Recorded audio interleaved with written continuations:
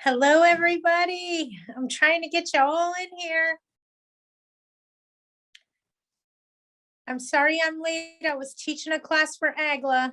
I apologize. Just let me get everybody in here and we'll all get logged on. I'm sorry I'm late. I know I'm late. It happens. I apologize. I was teaching a class for AGLA, the Apartment Association of Greater Los Angeles. And if you were over there in that class, hi, welcome. All right, it looks like I got everybody in here. We may have to go back and forth a bit. If you guys, oh yeah, here comes some more. If you guys have questions, feel free to unmute yourself and ask them. I'm just letting people in, sorry. Hello, everybody, happy Wednesday. So one of the things I wanna talk about right now is, there's two things I wanna talk about. AGLA is doing a webinar on February the 28th with Housing is Key. They're going to have the people from Housing is Key. So I wanted to let you guys know that that may be something you want to attend or check out. AGLA is doing a free webinar on the 28th, and they'll be interviewing the workers from the Housing is Key program. So you're going to be able to ask questions like, where's my money? How come it's taking 6 months? How come you're not marking these this way sooner? I mean, there's all kinds of questions. I will be attending the meeting. I'm not on the panel. I'm not talking, but I want to ask questions. On behalf of all my people, I have questions I want to ask. So just thought that that might be extremely educational for some of us that are having trouble with those funds. That's February 28th, and AGLA is doing a webinar where they're interviewing employees with Housing is Key. So we should get a lot of questions answered. So thought I'd throw that one there out there at you. So this week, what did Patty learn? Patty learned that something weird is going on, and I'm starting to see a new trend. Hold on, I see a question from Val. Let me answer it really quick because I think it has to do with what I just talked about. Do you need to be a member of AGLA? Here's what you do. Call them and tell them that you're thinking about joining, but you want to attend a couple of their classes first to see what they're all about. So you want a trial membership. You're welcome. Hope that helps. In other words, you've heard all about them, but you'd like to take them for a test drive before you make a commitment kind of thing. Okay. Just saying. So other thing that I want to talk to you about is watch out for tenants. They're up to doing some weird stuff right now with W-9s. Okay, so what's happening is tenants are asking landlords, hey, can I have this blank W-9? Can you fill it out so that I can claim this as an expense on my taxes? And my rent as an expense on my taxes? That's not how that works, okay? A W-9 is you giving your information to that person, your social security, or if you have an EIN number, if you have an LLC, you might have an employment identification number, something like that. We've had a few things come through the law firm where tenants are requiring or requesting a W-9. And what we can figure thus far is the reason they want these is because then they can collect the funds from Housing is Key directly. They don't need you. Okay, so watch out for a tenant that's asking for a W-9. We're starting to see a couple of trends happen. I think I want to say I've seen 5 in the last month, where tenants are approaching a landlord to get a W-9.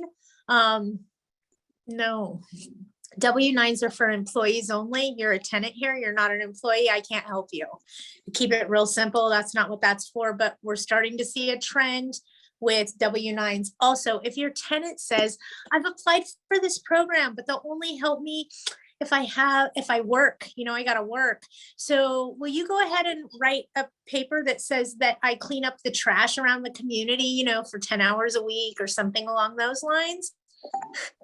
They're then using that letter that you wrote with your signature on it against you, saying that you didn't provide them with prevailing wages or fair employment laws.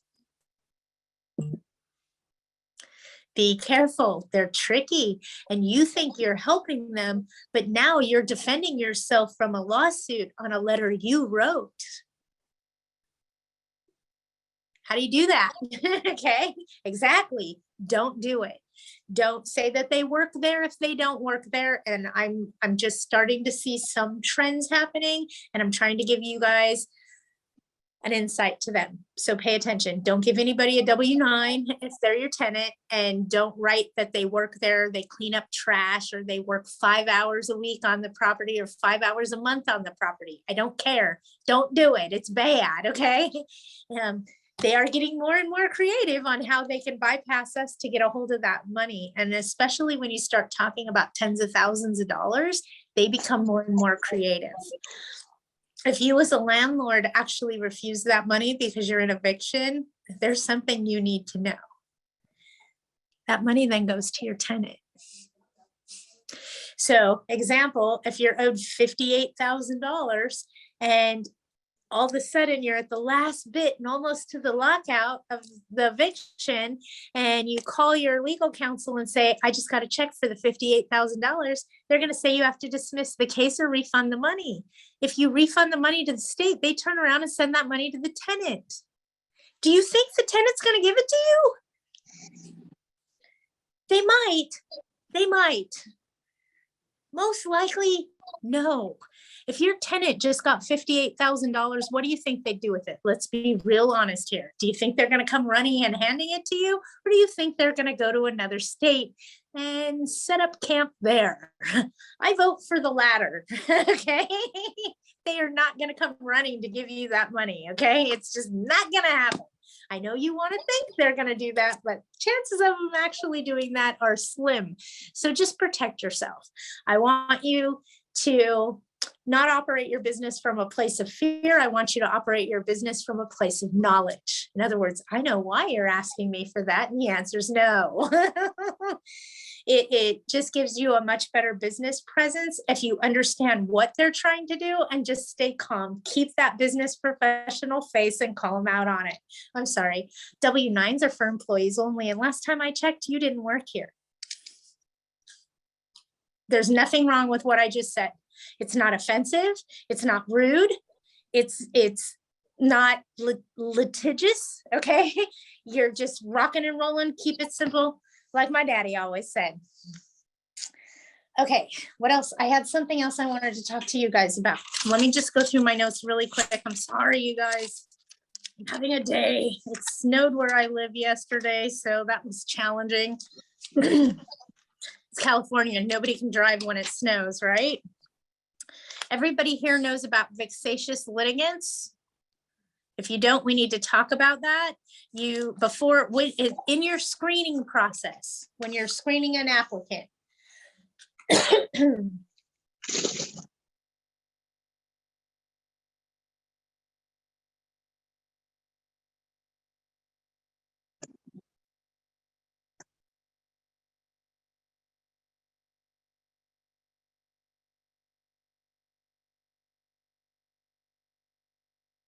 vexatious litigants, okay?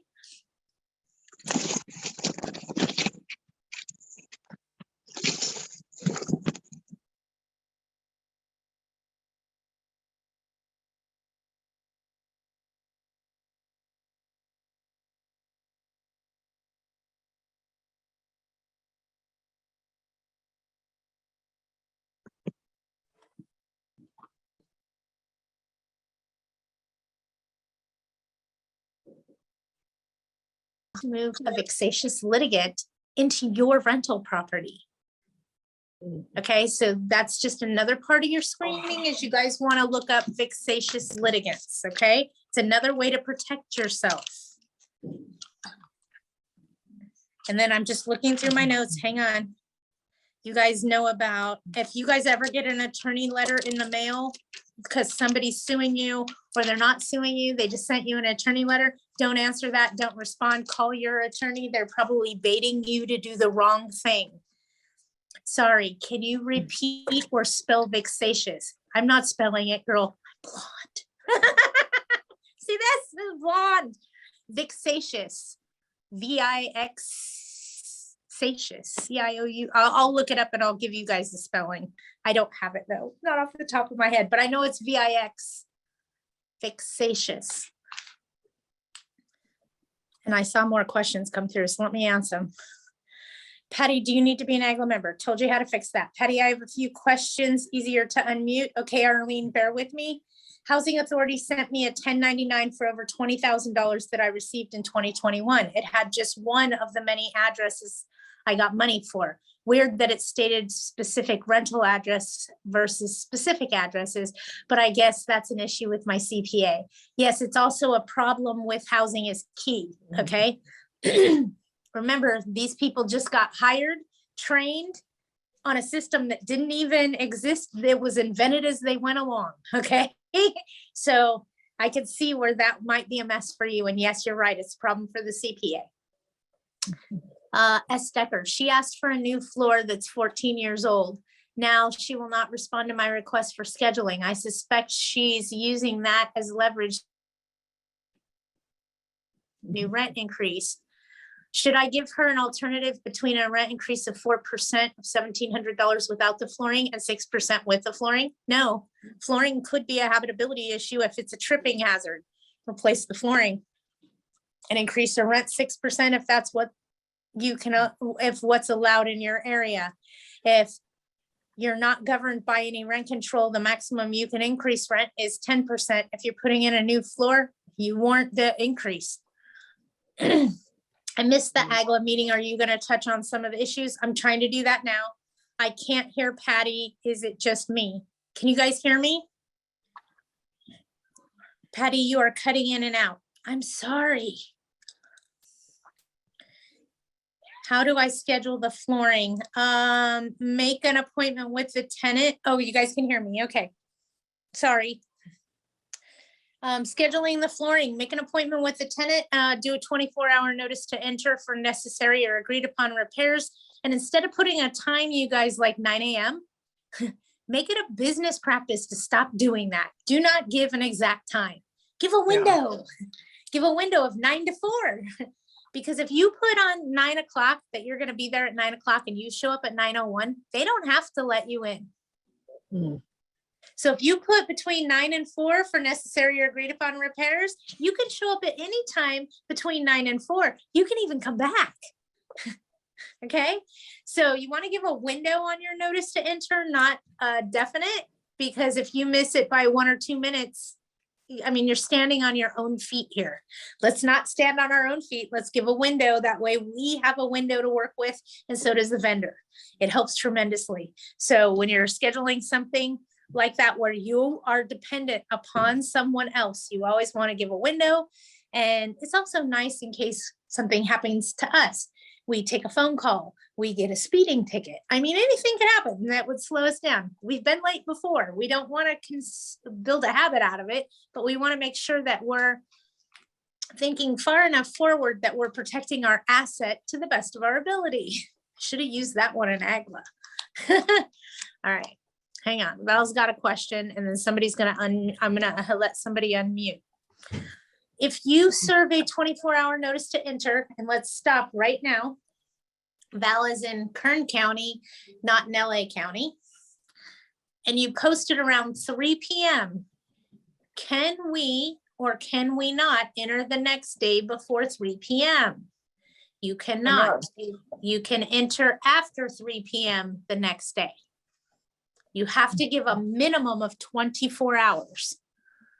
So if your notice said, and you served it at 3 p.m., that you would be back the next day between 3 p.m. and 5 p.m., you'd have a good solid notice for the next day. Got it? If you guys make a verbal arrangement with your tenant on the phone or via text message to come in and make those arrangements, people are like, oh, I don't need a 24-hour notice. You're right. You might not need a 24-hour notice. If you get there and they don't let you in, that's when you needed the 24-hour notice. Okay. That's when. So it's one of those things where we don't really need it until we need it, and then it's too late. Okay. At what time is the AGLA meeting? I just finished the AGLA meeting. Are you talking about the one on the 28th where they're interviewing the housing is key people? I thought that was good. I wrote that down. I really did, right in the middle of the meeting. February 28th, housing is key, will be interviewed by AGLA. What time that webinar is, I don't know. I just caught that much of it and jotted it down for you guys trying to be helpful. I can't say I'm always thinking about me, okay? I'm always thinking about you guys. How do we find out about other habitability issues? What habitability issues are you concerned with? Do you want a list of habitability issues? Help me understand what you're talking about. Contact AGLA, aagla.org is their website. And I don't know their phone number by heart, but their website's aagla.org. And you guys, I'm gonna tell you something right now. Tell them you're a member of Widget's Way and you're looking for a discount, because they'll give it to you. A lot of companies out there that I work with will give the discounts to you. Okay, I asked them to. PRC Restoration Company offers a discounts to Widget's Way members. So does AGLA, the Apartment Association of Greater Los Angeles. I'm gonna pull up a list of vendors that give discounts if you're a Widget's Way member and put it on the website for you guys. Give me about a month to get that all together because that's a lot of work. But I'd be more than happy to do that for you guys so you guys know when to use my name. Use it, use it, save that money. You want a list of habitability issues. Hold on and I'll help you with that. Let me answer this question first. It's an old unit with an older kitchen and bathroom and old paint.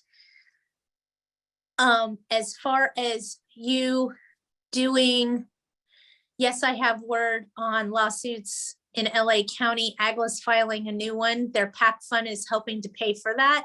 You can go on their website and get an update, but they are filing, they just filed another lawsuit against LA County. I believe it's on the new moratorium extension until December. Sorry, squirrel. And I know somebody wants to unmute. I'm gonna go back there, I promise. If it's an older kitchen, older bathroom, and older paint, then, and they're requesting the flooring to be replaced, go look at it. If it's bad flooring, replace the flooring. If it needs to be painted, paint it. Okay, we don't want them to claim habitability issues. Melanie, where can you get a list of habitability issues? There's a butt ton of them. And I know so many of them off the top of my head, it's pathetic. Cracked windows, broken windows, non-functional window locks, non-functional door locks, window screens, heating, plumbing, whether it's leaking in coming in or going out, it can't be leaking at all. No hot water. And then you have a chipping and peeling paint. Hold on, chipping and peeling paint, flooring that is either worn or a tripping hazard, meaning it's buckling or the carpet needs to be restretched. A butt ton, yes. A butt ton of habitability issues, yes. A mailbox key. If you don't give them a mailbox key and the mailbox locks, that's a habitability issue. There's a lot of them, you guys, that are considered habitability. What breaches the warranty to provide habitable premises? Where you might find a list for that is the Department of Consumer Affairs. Okay, because it should notify you what's considered a habitability issue. Yep, try the Department of Consumer Affairs. Okay. Now, who needed to unmute and talk to me? I could go back and look, or I could just tell you unmute and start talking to me. Hold on. Hi, Patty, it's Arlene. Hi. Hi. Great thing you did at AGLA. And just for people listening, the Monday, February 28th, the meeting with the, have you applied for the renter relief or not yet been paid, is from 1 to 2 on the 28th. I love that we are all a team together helping each other. You know, that is just awesome. You don't know how much I appreciate all of you for piping in and helping, because my little blonde brain is only so big and it holds quite a bit of information, believe it or not. So I have three quick questions. One, you were talking about doing either annually or biannually inspections of your property. And so you give a 24-hour notice that you're going to do it. Do they have to be home? No. And if they have something like that's a wear and, and you say to them,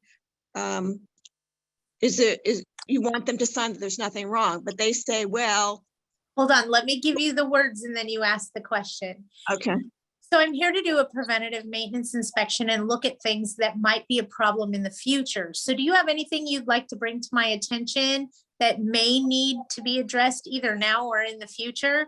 You don't have any issues of anything that needs to be repaired? Then I'd put that in writing. No repairs needed at this time. Okay, can you sign this for me saying that no repairs are needed at this time? Thank you. But what if they disagree? What if they say, like, the chipped toilet seat, but that's okay, that's cosmetic. That becomes this is cosmetic. It's not a habitability issue. So you still can ask them to sign that there are no repairs needed.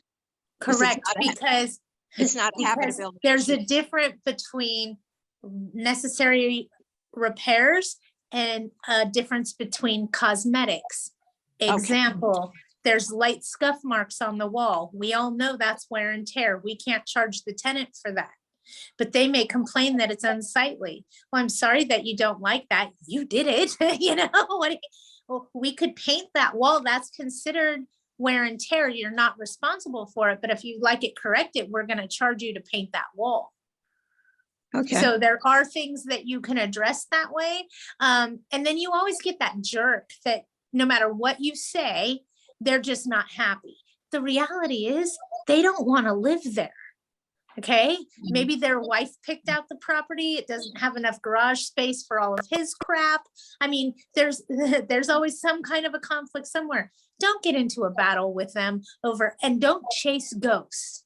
Okay. And what I mean by that is they'll say, oh, this is wrong and this is wrong. And you start chasing all these things and you realize nothing's wrong. They're crazy. They're not crazy. They're reaching for straws. They want out of their contract. So when somebody starts throwing a bunch of mud at you to see, this place is horrible. Nobody could live here. I'm so sorry you're unhappy living here. Did you want to give me your notice now? Stop that in the butt right now. Just ask them straight out. Did you want to give me notice now? Are you not happy living here? Just ask them. Yeah, I did that. Ask them. There's nothing wrong with that. And if they say, no, actually, I need this way. A lot of us have different types of tenants. Some are Klingons. Okay. They want to tell you there was a cricket in my house. You need to send pest control. No, you need to take the cricket outside and realize that sometimes things happen, But there's a fine line there between actual repairs and somebody that just wants everything perfect. I had a tenant once, I admit it, that rented one of my houses, and she was the biggest thorn in my side because she wanted everything perfect. And it was perfect when she moved in, but then, oh, well, there's no outlet for my microwave in the kitchen where I want an outlet. So now I want you to pay an electrician to come put an outlet where I want to put my microwave. No, I'm sorry, we're done here. So if you get into a battle with a challenging tenant for something that isn't a habitability issue and is just cosmetics, call me. I'll talk you through how to talk to them. You just need to be very adamant about, you saw this house before you rented it. I didn't promise you I was going to put in a pool. Where's this coming from? Sometimes they have an idea of what it should be versus the reality of it. And you end up in a battle there. Hit those battles head on. Jump right into those fire, because once you can calm down that emotion, you calm down that tenant. And if that tenant's calm, your job's easier, I promise. It just helps tremendously if you just hit it, take that deep breath, keep plastic face, and go face it head on. Use your fogging techniques. Okay. What's your second one? Second one is we have an out-of-state property that we had a leak in this last couple of weeks. Tenant had to move out for 13 days. We're going to be prorating the rent does the tenant pay the full rent and I give them a check for the 13 days, or do they send me the rent minus those days? Where you threw me off was out of state property. Mhm. I only have the Right. power to tell you what to do in the state of California. Now that I've disclosed that, Right. it doesn't matter if you give them a credit on their ledger or you give them a check back. It's up to you.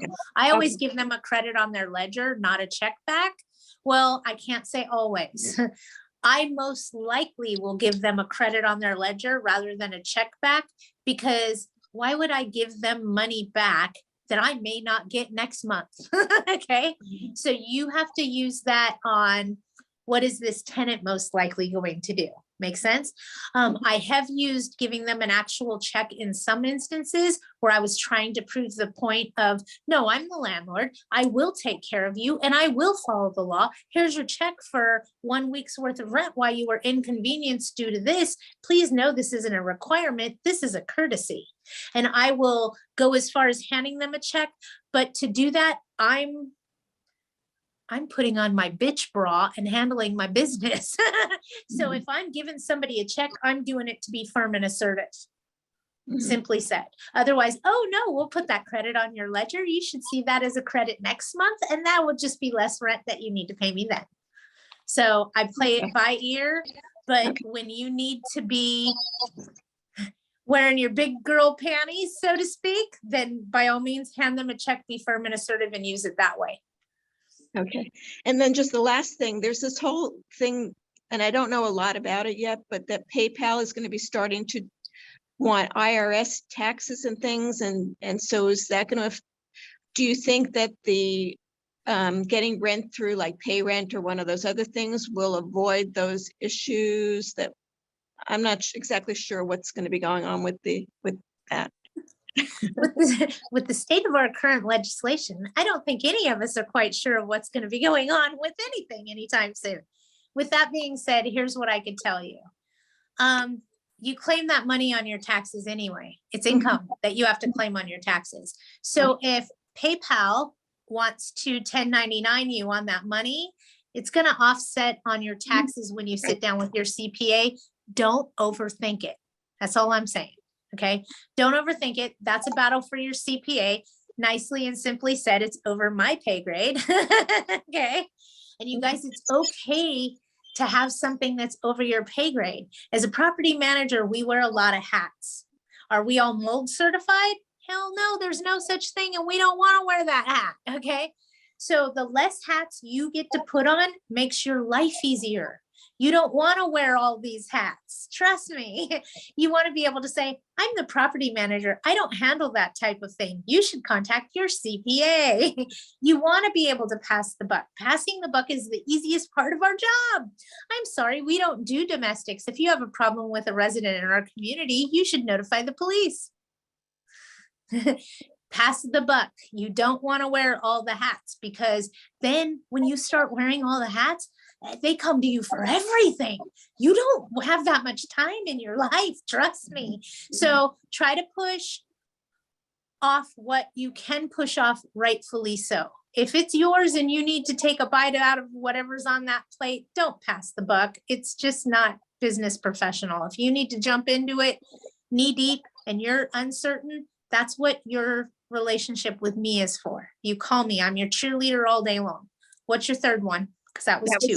That was it. Thank you so much. Anytime. If you need anything else, you let me know. Okay, thanks, Patty. No problem. Okay, hang on. I got a lot of stuff coming on. Patty, can we do rent? Oh, hold on. Let me go back far enough. I'm going back to Val's butt ton. Here we go. I have a tenant that got drunk. Oh, so many of my stories start out this way. I have a tenant that got drunk, and what had happened was they removed the locks on the front door, but replaced it with a rope. What should be done? 3-day curable breach of covenant for modifications to the property without written consent of the landlord. It's probably a written term of your contract. Mark, and what city are you in? because they created a habitability issue by removing the lock on the front door, because door locks are a habitability issue. So they don't owe rent until that's corrected. So you're going to give them a 3-day curable to put that back. And if they don't, you're going to do it for them and send them the bill. Okay, hope that all worked. And I don't care what city you're in, that'll work. Correct it for them, send them the bill. Right now, they don't owe rent until that's fixed, technically. We don't want to give them any ammo, so just go fix it, make them pay the rent. They caused that issue, handle it. It seems like what LAHD inspectors look for. We just had an inspection last week, exterior only, as not going inside. One of the things they're looking for, obviously, is that the address is clearly listed on the property and clearly painted on the curb. And that has to do with if your tenant has a heart attack and calls 911. They want to make sure that emergency responders can get into the property. They also check for broken and cracked windows, chipped peeling paint, things of that nature, trash and debris on the side of the property, overgrown bushes and things of that nature. Gabby, you're going to hate me. Hi, Patty. Can we do rent increases in the unincorporated part of Whittier and in the city of Montebello, even if some tenants still owe us from rent relief? Thanks. There is a rent freeze in LA County, and unincorporated cities may not do a rent increase. So if you're unincorporated, you cannot do a rent increase until after the moratorium ends, so January of next year. You also cannot do a rent increase if the tenants were affected by COVID. So if they were late, even once during the entire pandemic period, don't increase their rent. It could be considered retaliatory. If you're in LA County, don't increase the rent. It's just too tricky. All they have to do is say that they were affected by the pandemic, and then it could be considered retaliatory, and now you're involved in a lawsuit. We don't need that, okay? So unincorporated parts of LA County do not allow a rent increase at this time because of COVID until the end of the year. Incorporated cities in LA County can do a rent increase as long as the tenant has not been affected by the pandemic. Do you know anybody that hasn't been affected by this pandemic? Affected is a big word that can be easily argued by either legal counsel. Understand? So my professional opinion is don't risk it. It's not worth the price. Vexatious litigants list info on courts.ca.gov. Thank you, Anna. You're my hero. Whoop, whoop, whoop. This is where Agla said to get the info on your webinar today. Thank you, thank you, thank you. I didn't read the new PayPal rules. Some tenants pay via PayPal. As a friend, this will also be taxed. Will this also be taxed? Friends and family usually isn't taxed. Goods and services usually is taxed. And you're going to get into this huge battle with PayPal. Is this isn't goods and services, this is rent. Well, technically that's a service, right? So they're going to try to get tax money there. And if you end up paying tax on that money coming in that way through PayPal, just know that your CPA can make an adjustment at the end of the year accordingly, okay? I didn't read the new PayPal rules. Some tenants pay via PayPal as a friend. This will all be taxed. Here's my biggest problem with PayPal. You can't turn it off, okay? You're evicting your tenant because they killed somebody on your property, okay? I'm just saying. And you served them a 5-day forcible detainer, get out, okay? Only they keep paying you because you have a portal online. As soon as they pay you, they void that notice. You serve them a 60-day to get out of your property. You want your house back. And you do that on April Fool's Day outside of LA County, okay? I want my house back, okay? But you take rent money after that because they paid on PayPal. you void your 60-day notice. So I don't like PayPal or Zelle or anything else that I don't have the power to turn off if I want to.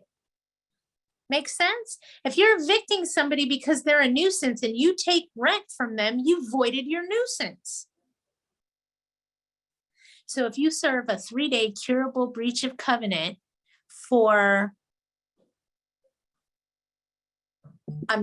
somebody give me something, a reason why we would do a 3-day curable breach of covenant and it be bad. Whatever it is, whatever the issue, as soon as the 3 days expire, if you take rent, you void that notice. So you can't turn off PayPal. You cannot turn off Zelle. You can't close those. If you have a portal like in cozy.co, which is a landlord rent collection management software that's free to landlords, and the tenant logs onto their portal to pay online, you as a landlord can go close their portal or shut their portal down so they can't use it. That's what I want. That's what I'm after. I want more control, not less control. Okay. PayPal, Zelle, any of those online payment programs, you don't have any control. And then I had a landlord once that had 10 houses and he went and opened a checking account for just his rents. Okay. So he gave this checking account number to all 10 of his tenants. Well, one of them he's evicting. So what does he have to do? He has to go shut down that account for all 10 tenants just to stop that one person from paying rent. Everybody paying attention? You want to be very careful with that online rent collection. You want to have the capability to have control. And by you giving away control, you're just exposing yourself to unnecessary garbage we don't need to deal with. As simply as I could explain it.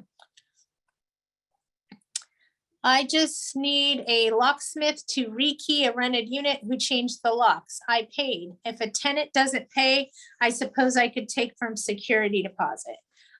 You could always take from security deposit. You need a copy of the invoice and you can put it on their exit bill once they vacate. Incorporated cities in LA County can increase rents right now if the tenant was not affected by the pandemic. Want me to say it again? Or did that click for all of you? Because I've been affected. Were you affected? I had to buy masks. I had to wear a mask in the bank. I had to, you get me? You get where I'm coming from? It's written very blasé. It's written in the law. J-Tour, I have a Section 8 tenant which hasn't allowed inside inspection for quite some time. Always family member has COVID. What can I do? If you have necessary or agreed upon repairs and they're not allowing entry for you to do those repairs, so in turn, there could be a habitability issue going on in there that you're unaware of, and your tenant isn't allowing you entry, they are creating a nuisance by not allowing you to maintain your property properly. Wink, wink.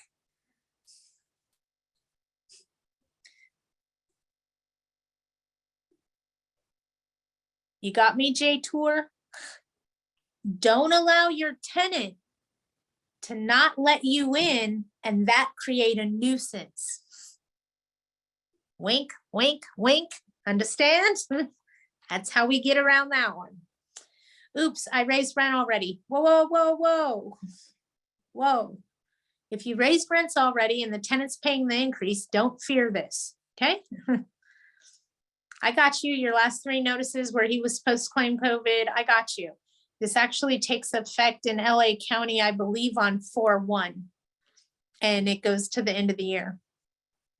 The tenants pay as a friend where there is no fee. I got you, but you can't shut the portal out. Yes, you can return it. You can refund rents paid. Sorry, I'm reading and not speaking of what I'm reading. I'm just talking out of my brain, you guys. How do you guys tolerate me? I'm sorry. You gotta yell at me sometimes. So if you have somebody that's paying through Zelle, or even if they're regularly paying you and somebody in your office accidentally takes a check and you're in eviction, you most likely can return it. And there's certain language you want to use, like, we are not accepting rent from you.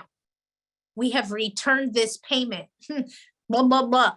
Call your legal counsel to get that verbiage. It's on a case-by-case basis on how you should do it and what should be said. I believe you can refund and not accept in PayPal. I don't know. That would be my big thing, Arlene, is can we block them? Because if you're in the middle of an eviction with somebody, and this is me talking to you guys, okay, and you're going to trial, and you get in your car and you drive down to the courthouse fat, dumb, and happy the morning of the trial, while they're online in their car in the parking lot entering a payment on your online portal, when they get into court and show that receipt to the judge, your case could be dismissed. Why expose yourself to that? I mean, who online paying is easier for who? You? No, it's easier for them. Remember that. It's not easier for you. We don't care how our money comes in. It could come in cash. It could come in a check. It could be automatically deposited. Right now, I have a tenant that pays me through Facebook Pay. Okay. I didn't sign up for that. Okay. Had no idea, but I've bought something through Facebook or through the internet or something. So it's automatically linked to my bank account. It's not something I signed up for. Okay.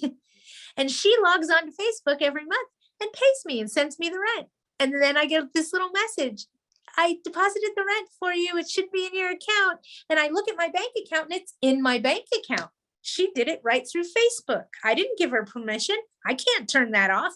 It sucks. Okay. So they have their ways.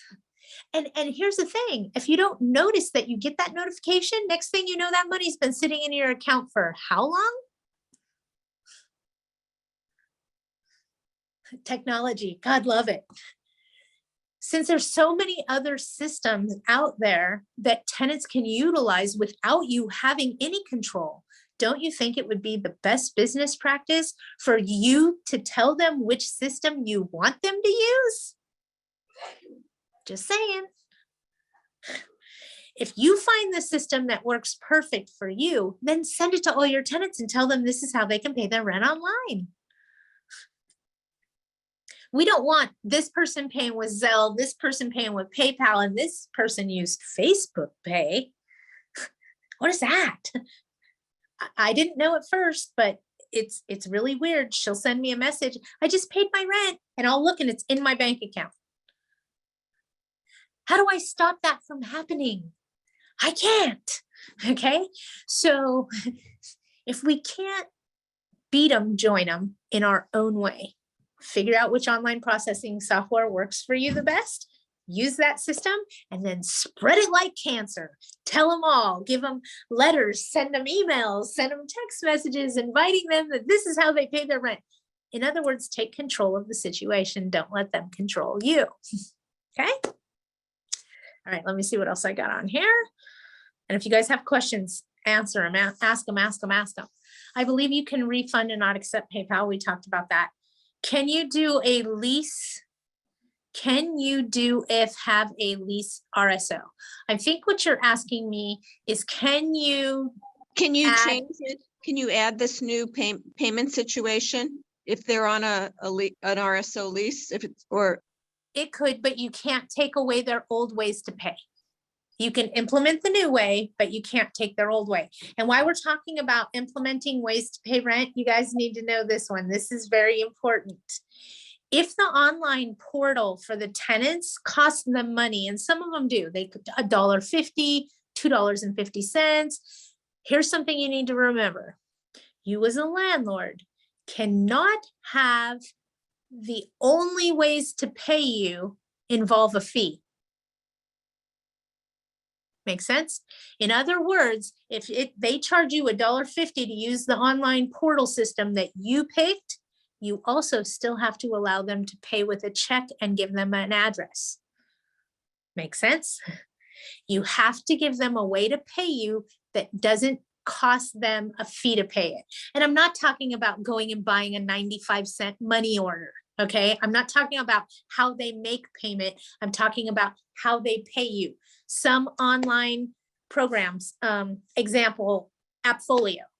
If you use Appfolio's system and the tenant uses Appfolio's system, they charge the tenant $4 to be able to make that as a convenience fee, that online payment that way. If you're doing that and they're charging a fee to the tenant for paying their rent, you also need to provide them a way to pay their rent that doesn't charge them a fee. Okay, very, very important.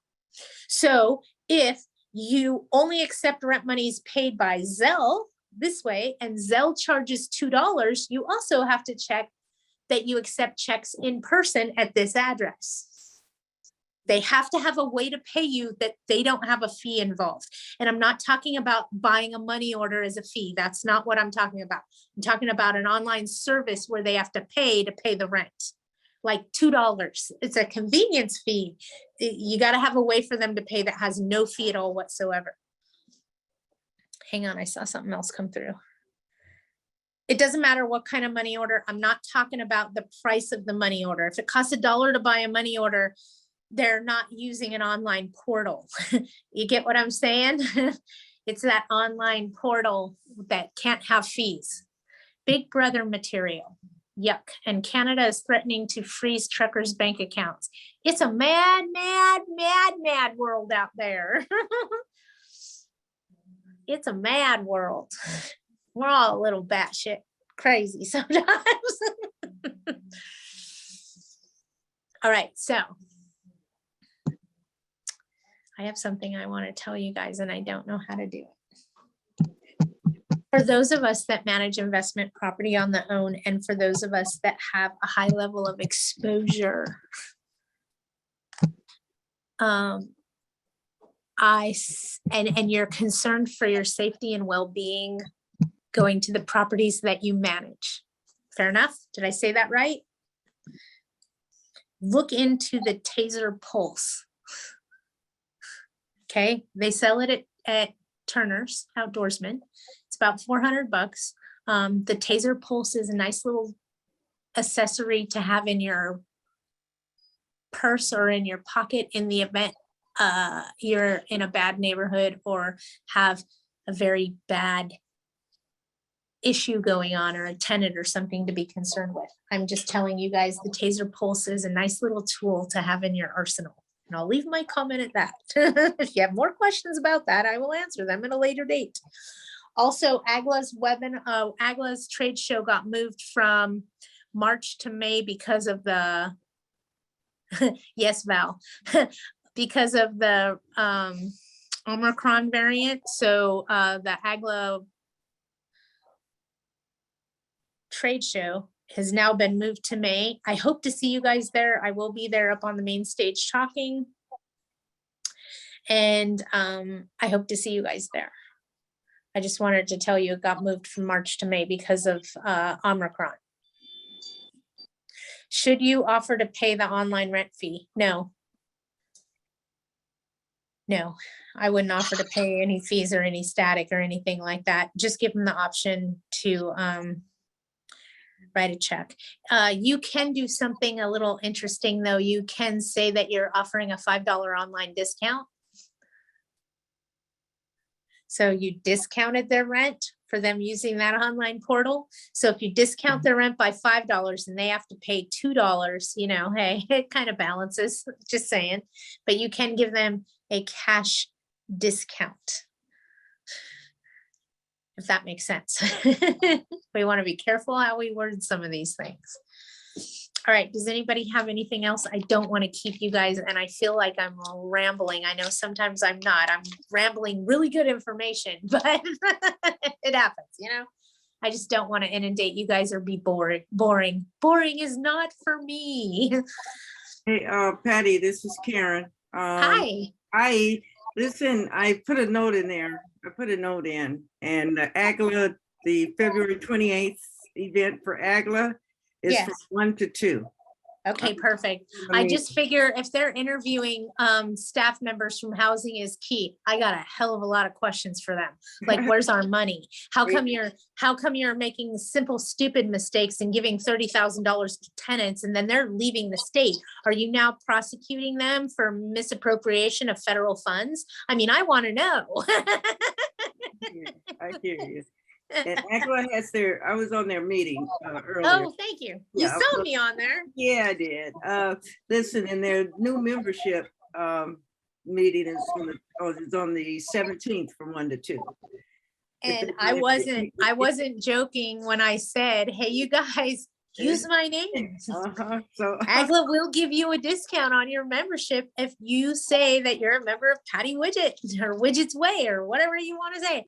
And it's not just them, it's PRC Restoration, Yeah. Skyguard Security Services. I mean, there's a bunch of them out there that I really work with these vendors. And just so you guys know, what I do is I go to their communities, I go to their people, and I teach classes for them.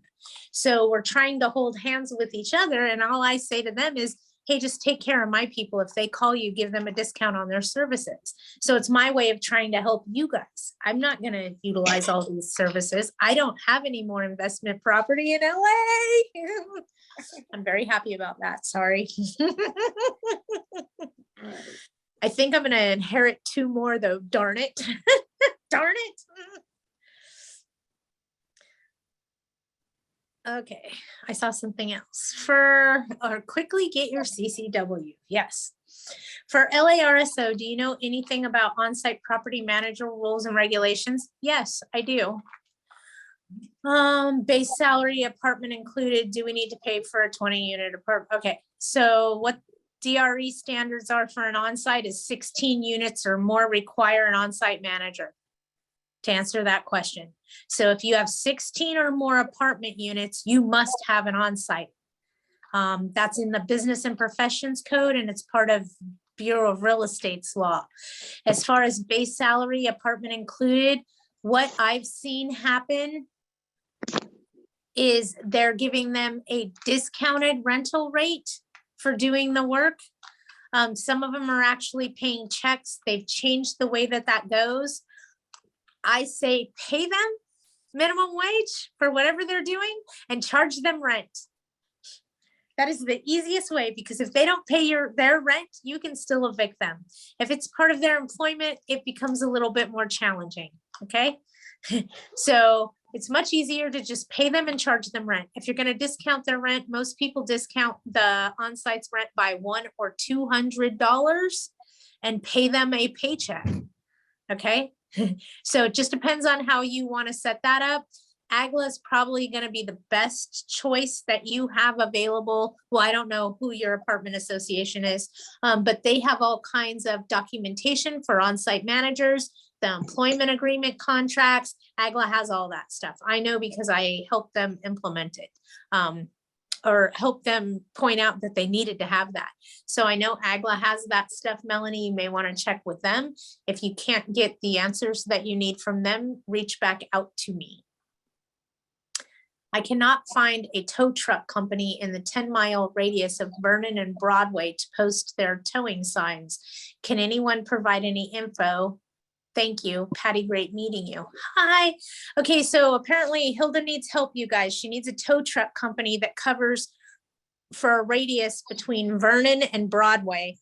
If anybody has a tow truck company in LA, and call a neighboring tow truck company and see if they can cover, because some of them can go over their 10 miles into a 12-mile radius. It gets convoluted. If you guys don't know what we're talking about, let me say this. Each tow truck company is only allowed to work in a specific radius from their door.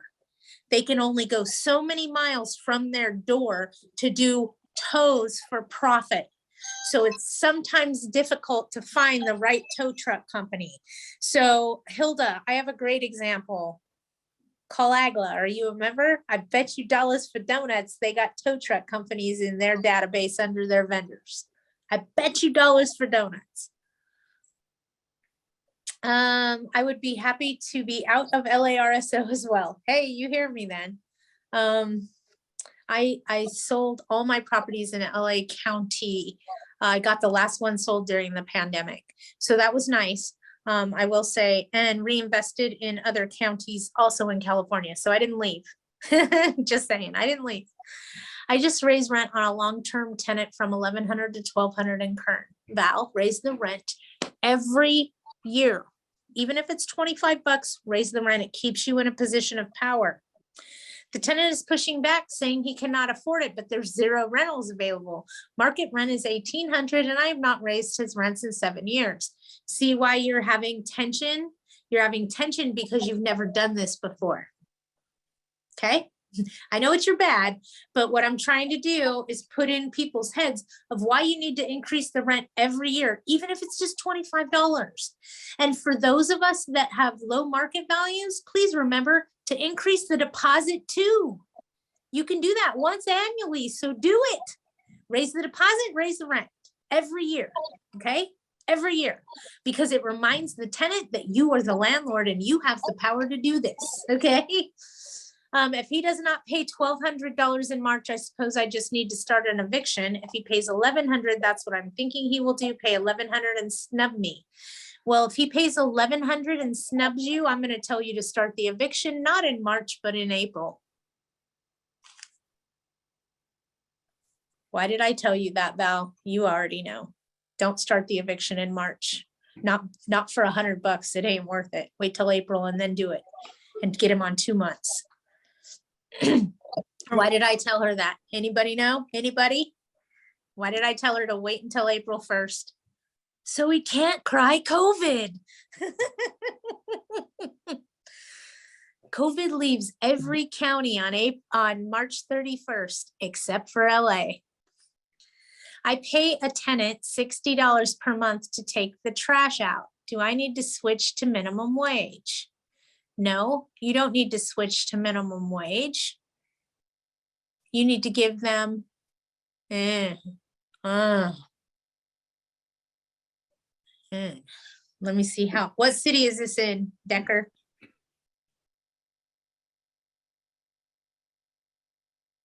Tell me what city that you pay the tenant $60 a month to take the trash out is in. Hawthorne, LA County. I grew up in Hawthorne, for those of you that didn't know that, right at the end of the Hawthorne Airport.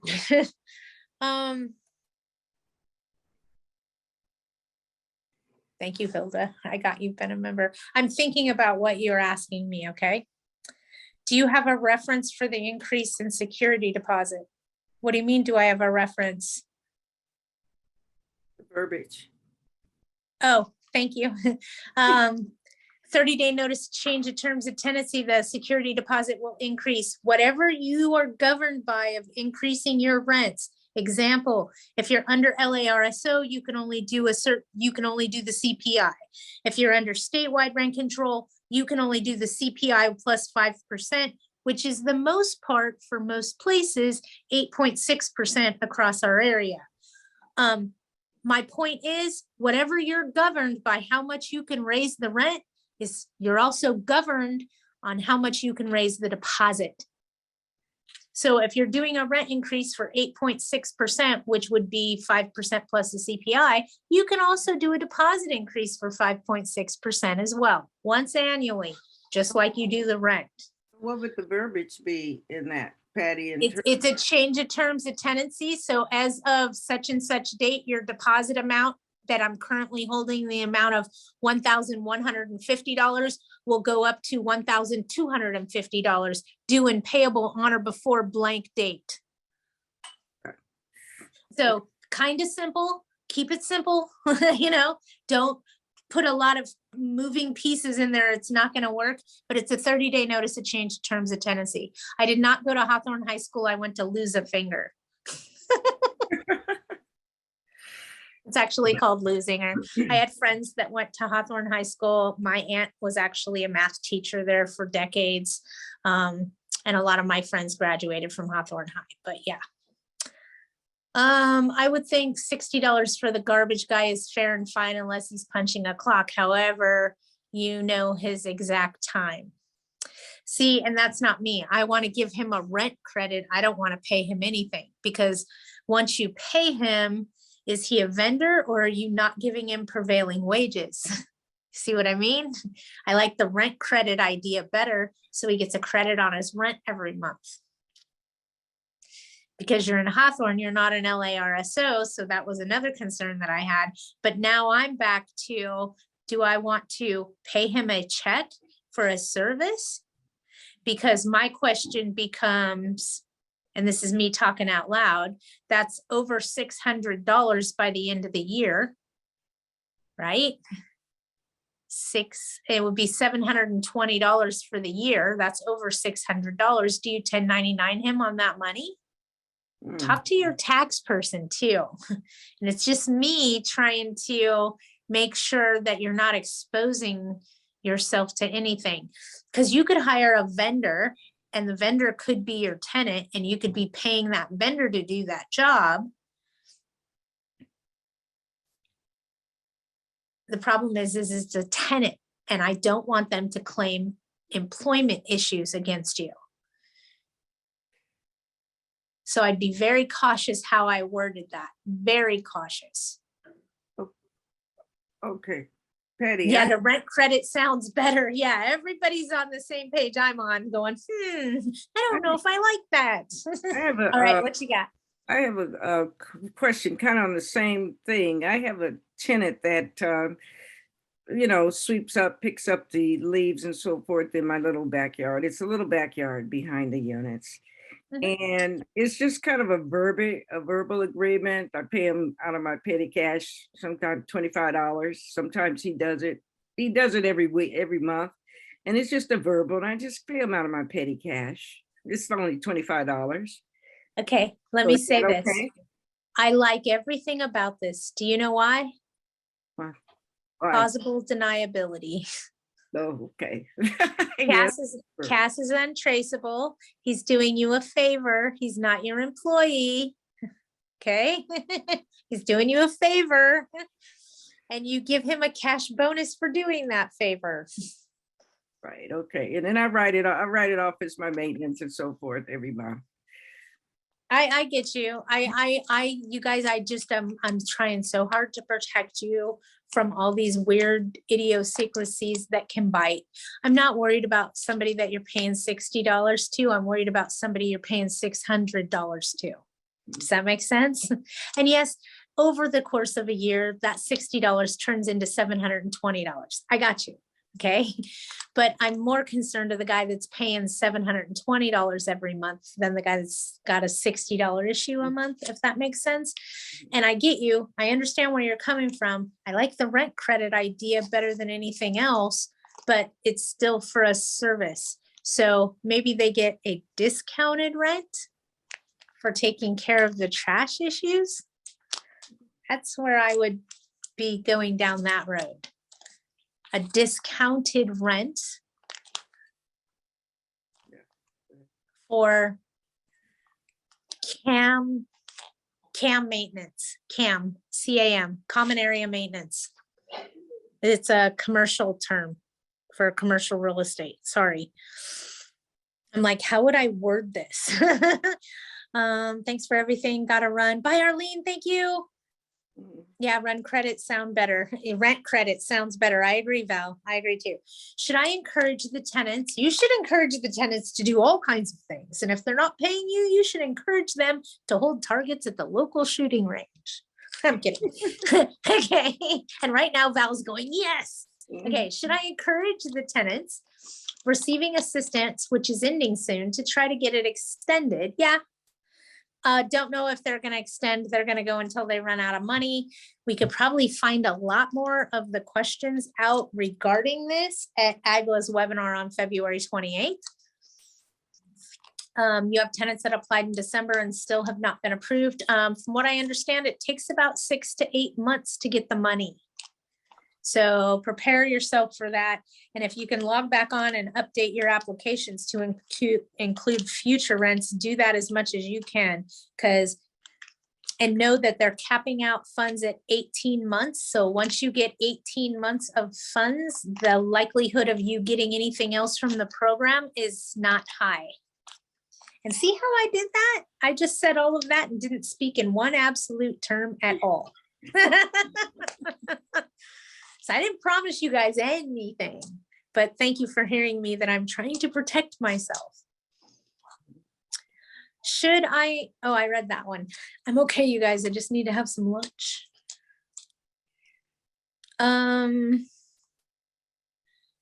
Yeah, hang in there, Val. It's going to be a while before you get paid. In which county did you buy your apartments? I have apartments and single family homes. Mostly I have single family homes. And I'll tell you why I have single family homes. Everybody has their reasons of why. I'm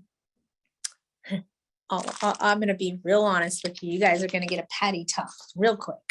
So when I first got involved in management, I had an owner. She was really nice. We had long conversations about her investment properties, and I was new to the industry and I was getting the hang of things, and she was having a hell of a time.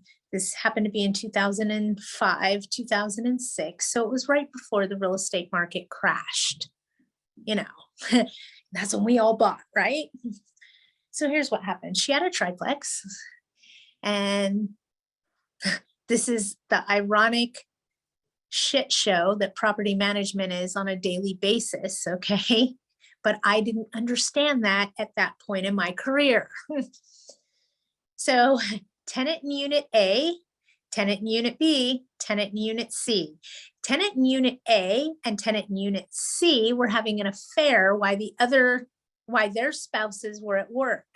The tenant in unit B got sick and tired of seeing the kibitzing going on between A and C while their partners were working. So the tenant in unit B told the tenants in A and C whose spouses were working that their tenants were cheating on, or their partners were cheating on them all day at the community.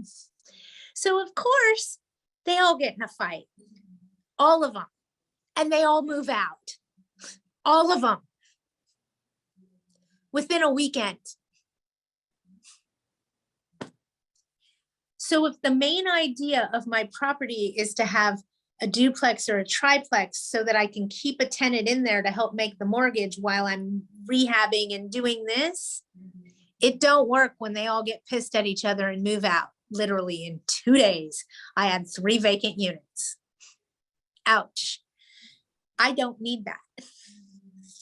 If I'm going to have a problem with a tenant vacating a unit because they're pissed off, I want them to be pissed off at me, not at somebody else in that apartment. It's got to be me. If you're going to put me in a bad position, I want it to be my fault as to why. Fair enough? So for me personally, I am more comfortable renting single family residences. I don't like that you have a conflict of interest in a duplex or in a triplex where you have neighbors that don't get along. You end up with constant bantering. And this happens in single family residence too, but they don't share common walls. You're not dealing with noise complaints. Okay. Have I dealt with all of this? Absolutely. Absolutely. I have dealt with all of this. So it comes in various waves. It can happen in different instances. When you get into the bigger communities, as far as apartments go, and you're in 16 units or more, you don't have issues like that. If you have 3 people get in a fight and 3 of them move out, you still have 12 units that are fully functionable and you can collect rent on and are probably making your mortgage. It's just on a bigger scale. I prefer the single family residence too, because I like a quick, fast, inexpensive turnover. And when you're dealing with larger homes, like 6 bedrooms, 3 bathrooms, 5 bedrooms, 4 bedrooms, you're talking about a lot more paint and a lot more carpet when you have to flip a vacant. I tend to stick with a 3 and 2. It's easy for 1 family, not so great for 2 families. So it helps discourage that a little bit. So there's a method to my madness of why I prefer single family residences. And they're most likely exempt from statewide rent control. Okay, everybody got that?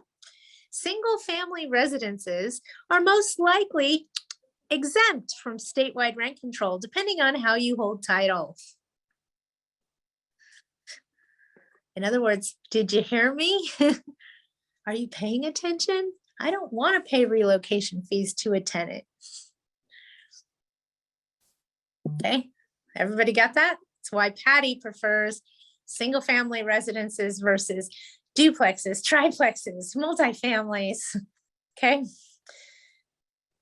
Good question. My tenant has already received 14 months of rent. If he gets 4 more, he'll be at 6 months behind.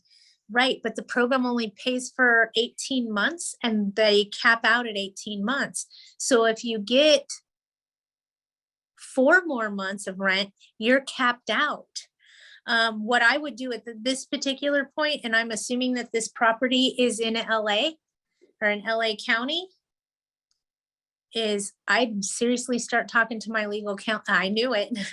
I'd seriously start talking to my legal counsel about filing eviction now before you can't. And I hope you heard what I just said. Starting April Fool's Day in LA County, you can evict for a nuisance and you better have several police reports. You no longer will be able to do evictions for non-payment of rent.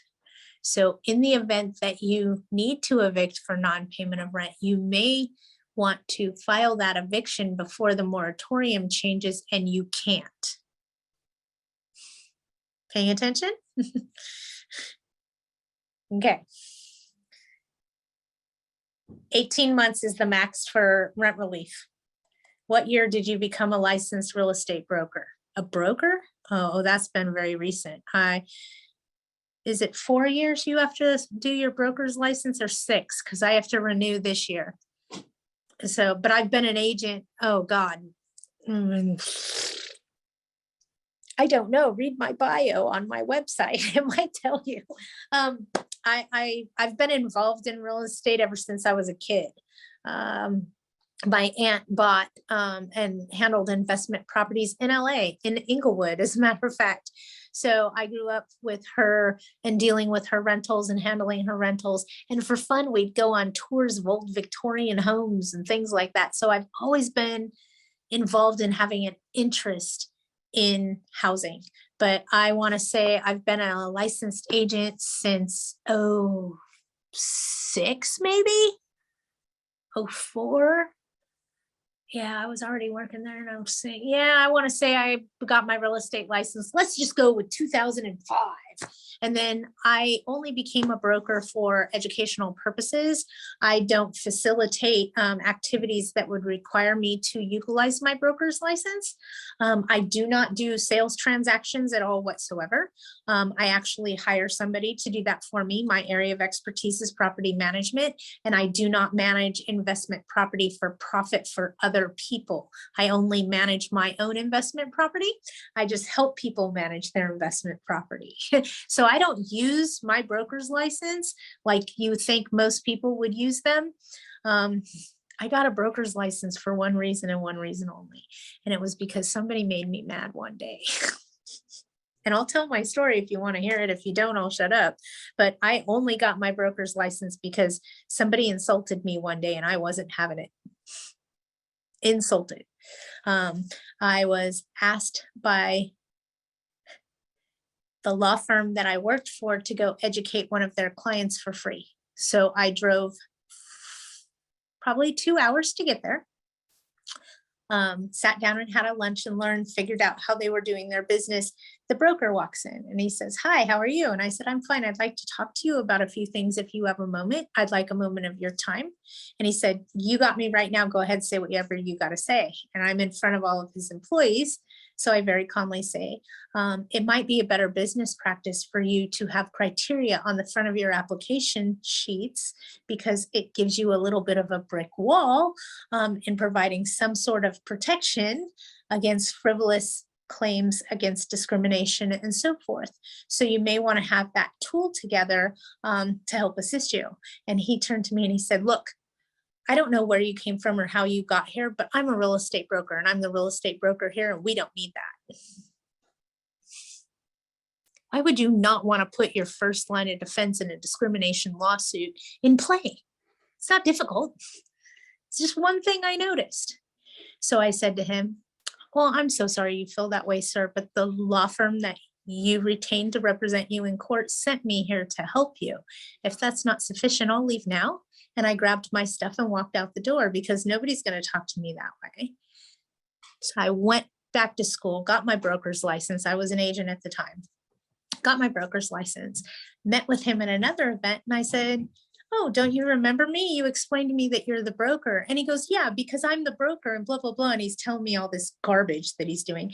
And I said, well, I'm a broker too. And I'm telling you that what you're doing is illegal, unethical, and immoral. But have a nice day. And I left. So I got my broker's license just because I could.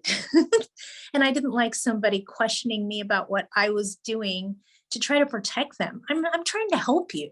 I'm not trying to hinder you. I'm telling you to use a cover sheet on your application, telling what your criteria is. It's not rocket science, but it's a good tool to have in your arsenal to help protect you from frivolous lawsuits regarding discrimination.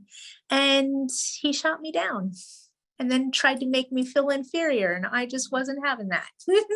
Not today. I mean, I don't know everything. A lot of times you guys hear me say, let me go find that answer, or let me go get that answer, or let me go look that up. I don't have all the answers, but don't treat me like I'm pathetic because you don't know what I'm talking about. I'm trying to protect you. My lease says winner pays legal fees, so I don't want to start an eviction. The system is rigged in favor of the tenants. Serve a 30-day notice of change of terms of tenancy, capping your legal fees at $250 or $500 or whatever dollar amount you want to. Want me to say it again? Serve them with a 30-day notice of change of terms of tenancy, changing your legal fees clause. Please tell me you got that one, Geraldo. Please tell me that makes sense. Okay, good. I get you. So what he's talking about, in case you guys aren't understanding, and I'll just explain this and then I'm going to get off of here, is the attorney's fees clause in your written rental contract. Everybody has one. So in your written rental agreement, there's a paragraph. And if you just look down the paragraphs, one talks about rent, one talks about late fees, one talks about security deposit. Near the back end, somewhere, this talks about attorney's fees, okay? And that is where you set and or cap your attorney's fees. You want to cap them. You do not want them at a high dollar amount. You want them at a low dollar amount, or at each party is responsible for their own. Yes, you can serve a 30-day notice of change of terms of tenancy in LARSO for your annual rent increase, a security deposit increase, or your attorney's fees clause. You're welcome.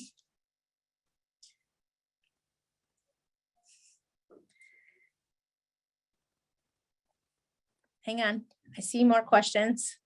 Okay, can I also do this in LA rent control property in LA? Yes, yes, and yes. Here's where you can't do it. If they're in a term, you can't change the rules until the term is over. Got it? If they're on a month to month, you can do a 30-day notice of change terms of tenancy, even in LARSO, regarding the attorney's fees clause. Yes.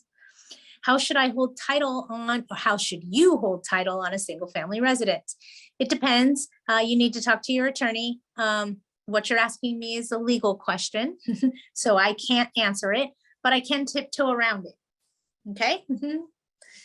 So you want to talk to two people before you decide how you're going to hold title. One is your legal counsel and the other one is your CPA. Statewide rent control is implemented on single-family residences that have a corporation on title or an LLC that has a corporate member. So a living trust may be better for you. A family trust may be better for you. Holding name as an individual or as a married couple may benefit you. I can't tell you how you should hold title. The chances of them changing it and making it a little bit more restrictive are probably high. Last year, they tried to change it up and add LLCs as having rent control. So if you held title in an LLC, you had rent control. It didn't pass, but that's not to say that it won't be back on the docket and up for vote this year. Okay. If they fail, they don't just go quietly into the night. They come back, usually every other year.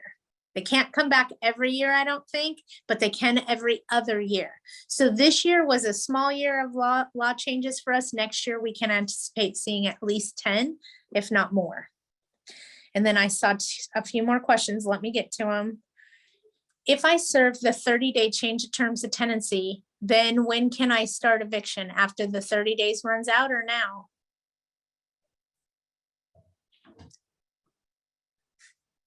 In order to start eviction for non-payment of rent in the state of California, under current legislation, you need to serve a 3-day notice, apply for the government funds, wait at least 20 days. So you need to wait at least 20 days from you applying for the government funds. If you already have an open case and you've already applied, then you could serve the 3-day notice and start your eviction process as soon as day 4. I understand what you're saying to me, but I'm trying to answer a question very carefully. Okay. Starting April 1st, you most likely will not be able to do an eviction for non-payment of rent in LA County until after the end of the year. You guys hearing me? Okay. Hi, Tony. Can we do any other changes in the term of tenancy besides you mentioned in the unincorporated area of LA County and East LA under RSO? Okay, hold on, slow down. Under RSO, you can only change your attorney's fees clause, your rent increase, and a deposit increase. That's it. Under RSO. Okay. Anything unincorporated, incorporated, anywhere else, any county, you can change it on a 30-day notice of change of terms of tenancy. When can you serve a 30-day notice of change of terms of tenancy? Only if your tenant's on a month-to-month contract. If they're in a 1-year term, you can't touch them until that term has ended. And that's why most of our corporate America property management companies are turning away from 1-year terms and going back to month or smaller terms, 3-month contract to start and things like that. I need to give several tenants a new rental agreement as we took over them from a previous manager. Should the new lease will be month to month start March 1st of 2022 or the original date with Val? Okay, it's you. So I know your properties are in Kern County. And the reason I'm saying this out loud is because I got to speak for LARSO. I got to speak for Orange County, blah, blah, blah. So you can give them a new rental agreement, encouraging them to sign it. I would do a month to month on the new rental contract stating March 1st or the original date, not the original date they moved in, start them on March 1st. If they're signing a new agreement, you just want to have them all sign and do it that way. Just do it for whatever day they sign it and start it on the 1st. If they sign it on the 2nd or the 3rd, it's fine. The big thing is if they pay you the rent, you're good. If they don't pay you the rent, that's when you have a problem. I love the tenants that say, I don't agree with this increase, but they pay it anyway, and they're guilty by acceptance. I know you don't agree with it. I never agree with an increase anyway, but I gotta do my job if I want to keep my job. As soon as they pay that increase, they validated your increase notice. Make sense? All right, in-person events. I got some in-person events coming up.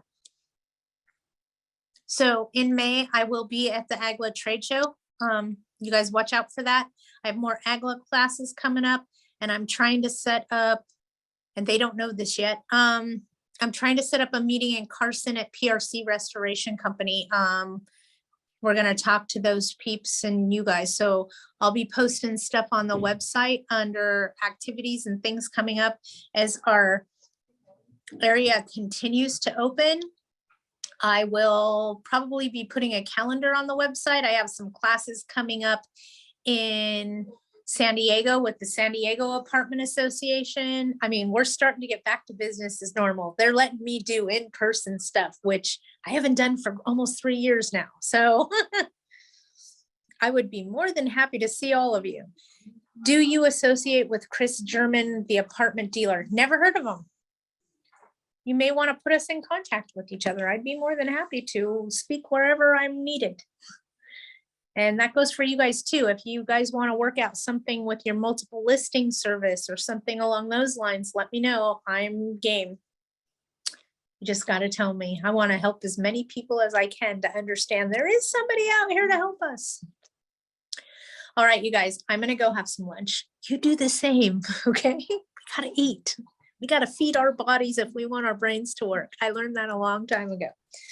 So you guys, yes. One other thing, earlier you mentioned. Okay, this is $1. I'm kidding, Karen. Put it on my tab, okay? For those of you guys that don't, let me just explain for everybody that doesn't know. We all have that thing of, if I had $1 for every time somebody, mine is one more question. That's my dollar thing is one more question. Okay, what you got? You mentioned earlier, someone was talking about going into an area that they didn't feel safe in, and you mentioned getting a taser.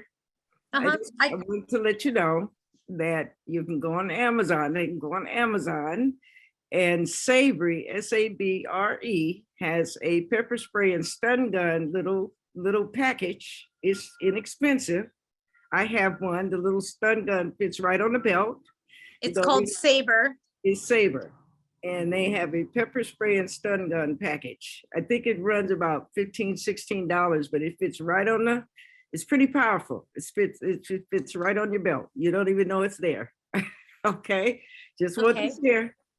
Okay, so I'm going to share too. I carry something called the Taser Pulse. Yeah. It looks like a gun. Oh, yeah. Okay. That's a big boy. It shoots out the darts like the cops carry. Oh, that's a big boy. 15 feet. It's got laser sights on it, but that's what I prefer to carry. It's lightweight. Yeah. Okay. And it knocks, it'll continually tase them for 30 seconds while you get away. Okay. And you don't have to be close enough to touch them. That's what I really like. I like that one. Yeah. All right. If you guys need me for anything, hunt me down. For those of you that weren't aware, I went back to work at Fast Evict a week ago.